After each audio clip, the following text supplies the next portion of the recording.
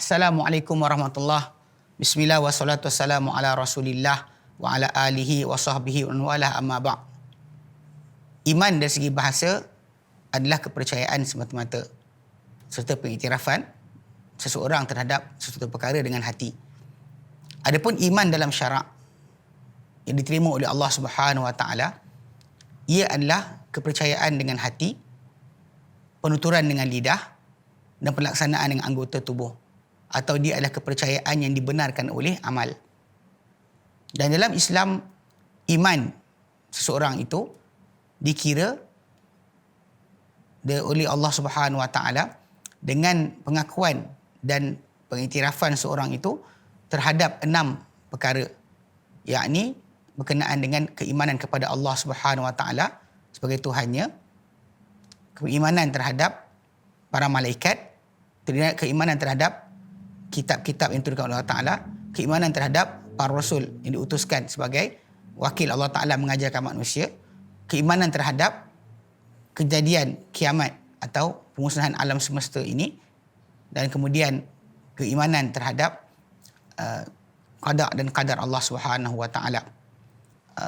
Semua rukun iman berkenaan diambil daripada hadis yang diriwayatkan oleh Bukhari dan Muslim, bagaimana Jibril alaihissalam telah datang kepada Rasulullah sallallahu alaihi wasallam dan bertanya kepada baginda mengenai apakah itu iman. Dan baginda sallallahu alaihi wasallam menjawab dalam hadis tersebut, al-imanu an tu'mina billah wa malaikatihi wa kutubihi wa rusulihi wal yaumil akhir wa tu'mina bil qadari khairihi wa syarrih.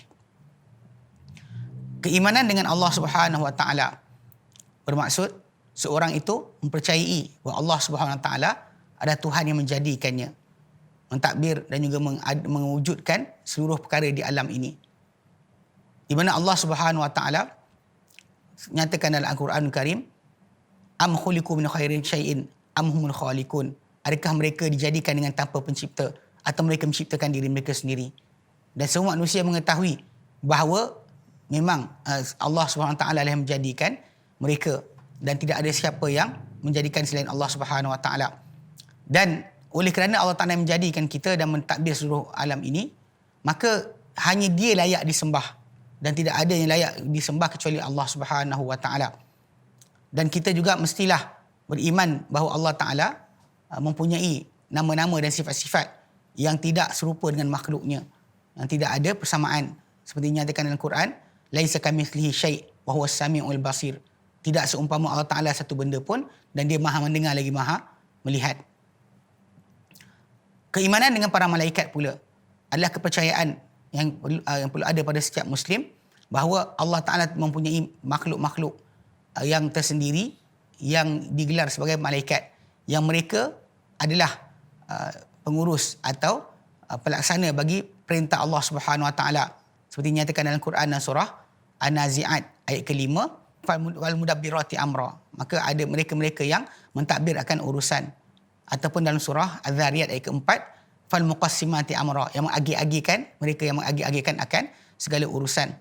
Dan para malaikat yang Allah Ta'ala ciptakan mempunyai rupa dan juga keadaan berbeza-beza, seperti dinyatakan dalam surah Fatir ayat pertama, alhamdulillahi fatiris samawati wal ard, segala puji bagi Allah yang menciptakan langit dan bumi, ja'il malaikati rusula, dan menjadikan para malaikat sebagai utusan-utusan, uli ajnihatin mathna wa thulatha wa ruba', yang mempunyai sayap-sayap 2 pasang, 3 pasang dan 4 pasang.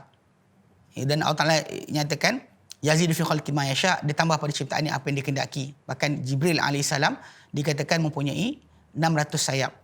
Dan semua malaikat berkenaan diwakilkan oleh Allah Ta'ala untuk menjalankan urusan seperti penyampaian wahyu, seperti penurunan hujan, seperti penyalinan amal. Demikian juga penjagaan urusan neraka dan syurga. Demikian juga penipuan sangkakala. Dan semua itu adalah menunjukkan kebesaran dan juga keagungan kerajaan Allah Subhanahu wa taala. Keimanan dengan kitab bermaksud kita percaya bahawa Allah Subhanahu wa taala telah menurunkan kitab-kitab untuk memandu manusia dari kegelapan kepada cahaya. Seperti Allah Ta'ala nyatakan dalam surah Ibrahim ayat pertama, alif lam ra, kitabun anzalnahu ilaika, kitab yang kami turunkan ia kepada engkau hai Muhammad.